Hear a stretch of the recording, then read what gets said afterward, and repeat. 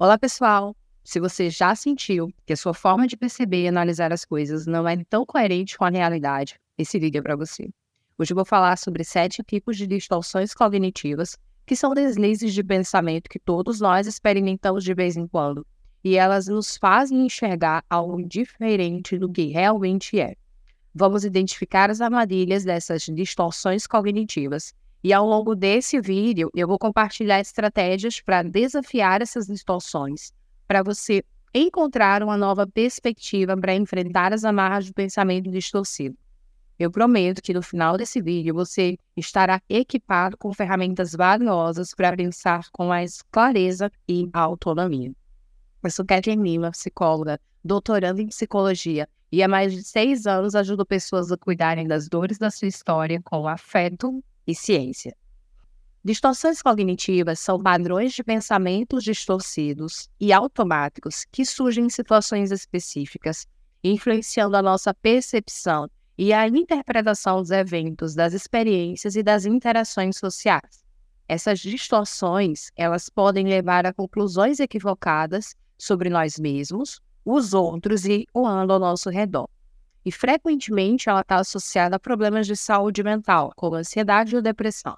Então, reconhecer e compreender essas distorções é essencial para desafiar e modificar esses padrões de pensamento, promovendo uma visão mais equilibrada e saudável. As distorções cognitivas, elas são originadas de crenças profundamente enraizadas sobre nós mesmos, chamadas de esquemas primitivos. Essas distorções, elas são importantes para manter e sustentar os esquemas, mesmo distorcendo a realidade, levando a emoções negativas e comportamentos prejudiciais.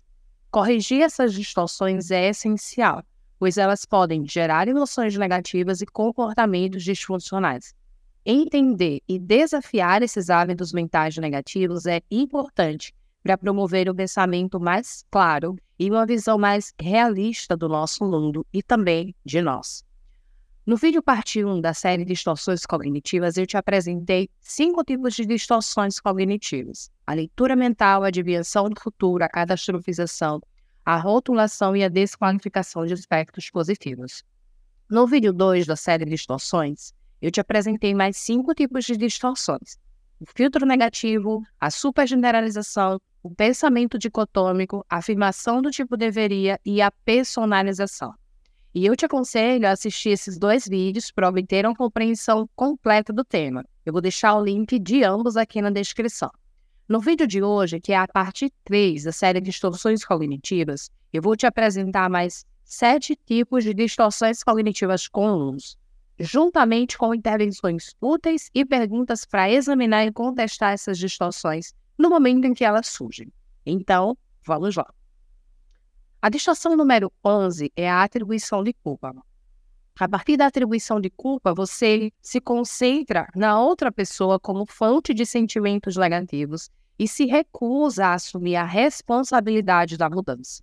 E o pensamento automático que pode surgir é: estou me sentindo assim agora por culpa dela, ou os meus pais são a causa de todos os meus problemas. Vamos para um 10º exemplo.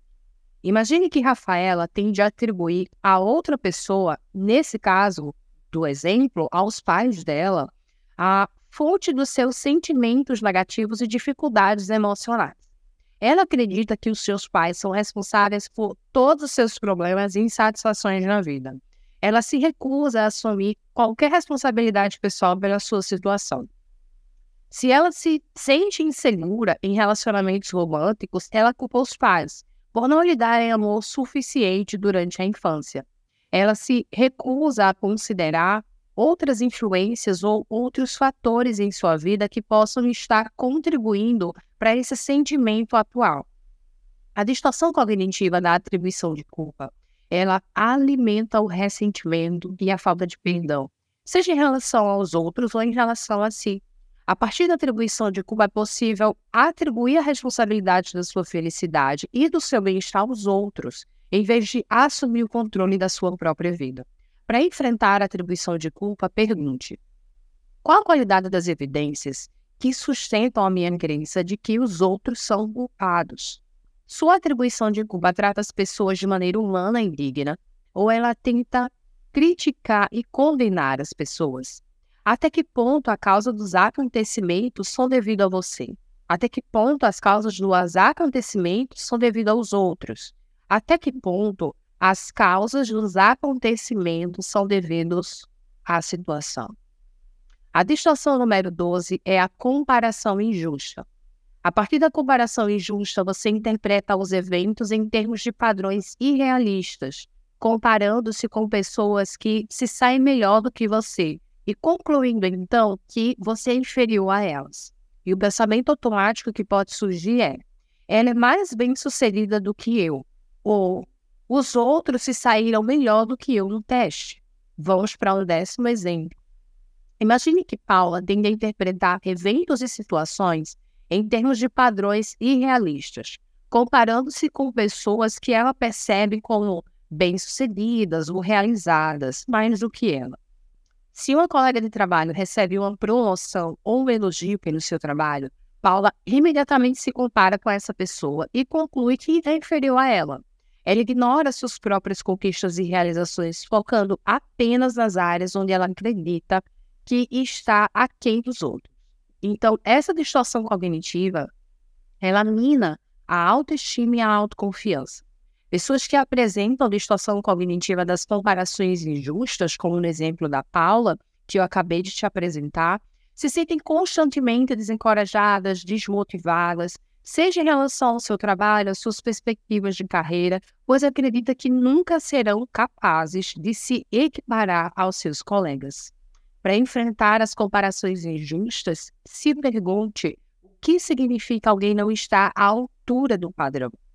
O que acontece se o padrão não for atingido? Todas as pessoas veriam a situação dessa mesma maneira? Por quê? Examine as evidências a favor e as evidências contra essas comparações. A distorção número 13 é a orientação para o remorso.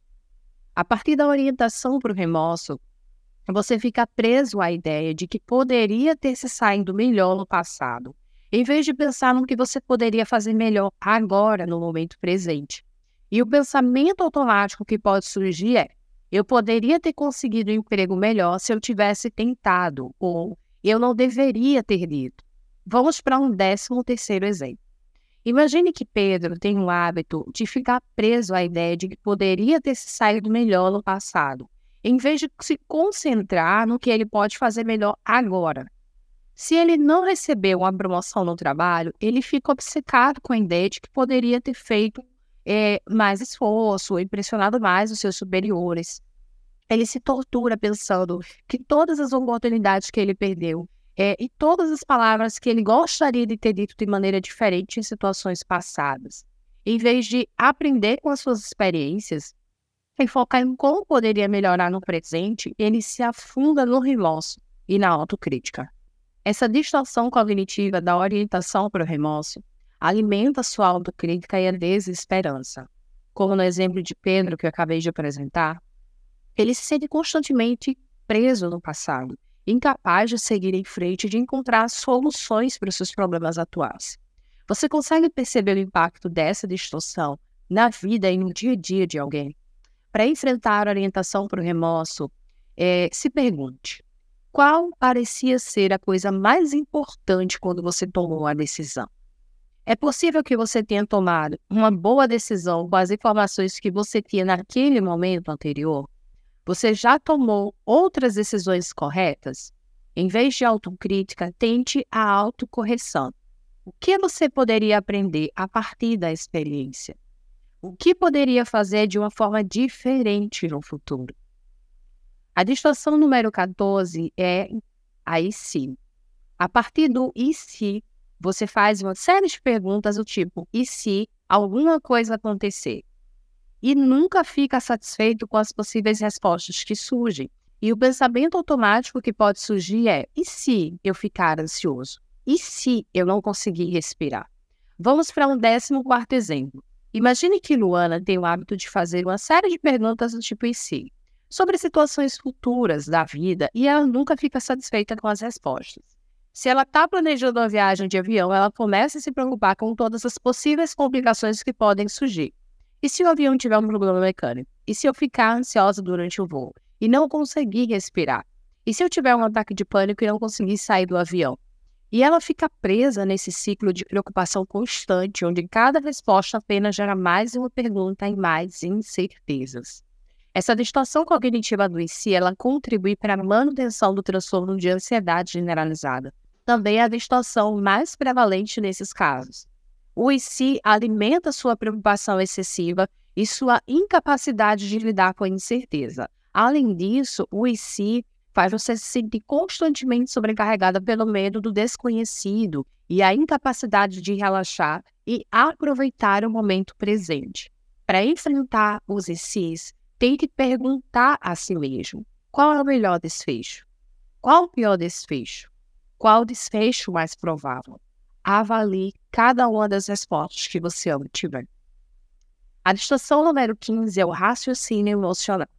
A partir do raciocínio emocional, você deixa os sentimentos guiarem tua interpretação da realidade. E o pensamento automático que pode surgir é: me sinto deprimida, consequentemente meu casamento não está dando certo.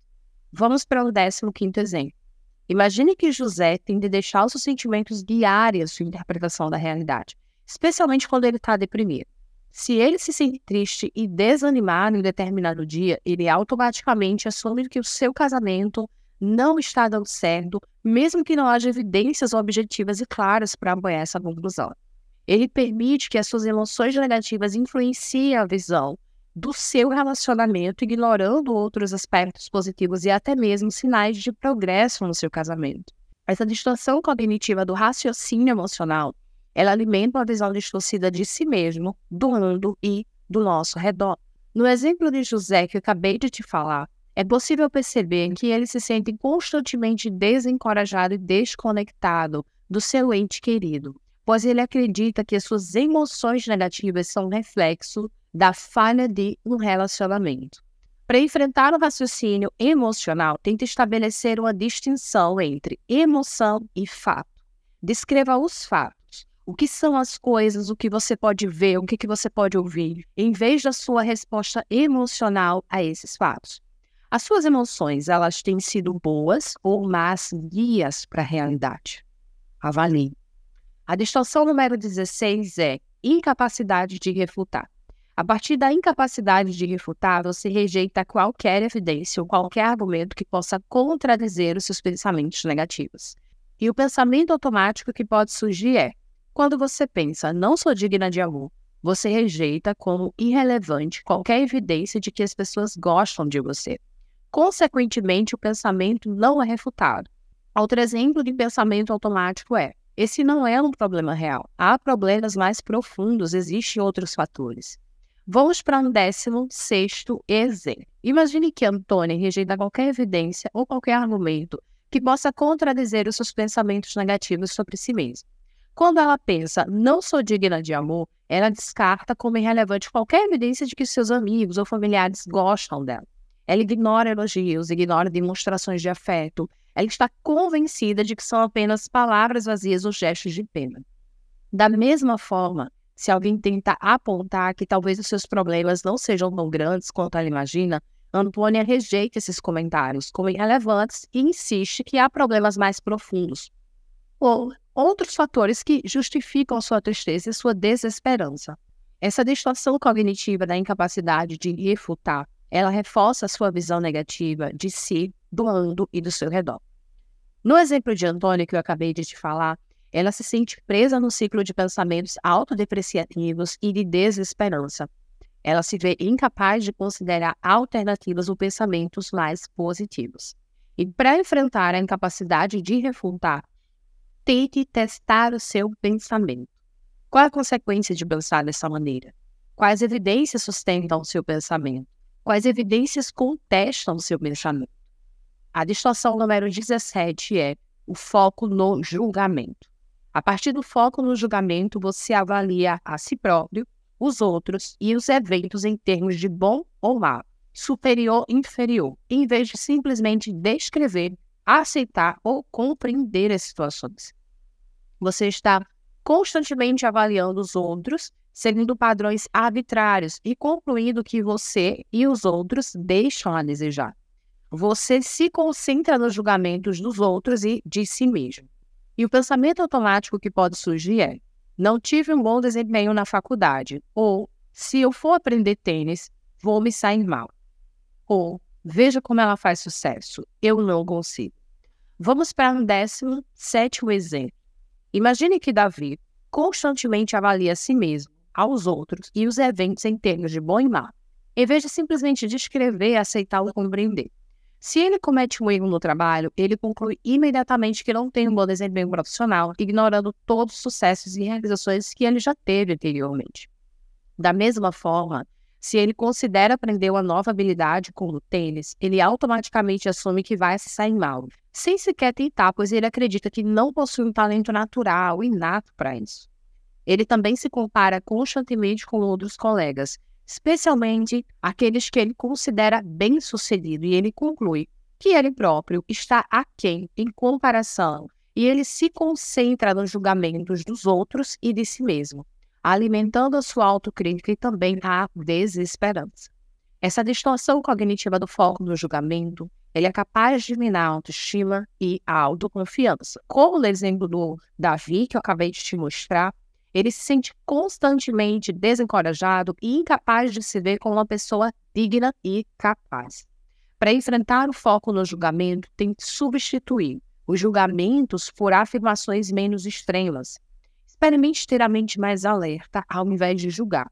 Foque no que aconteceu sem julgamentos. Se concentre nos comportamentos que você pode observar. O que aconteceu com o que você pode observar?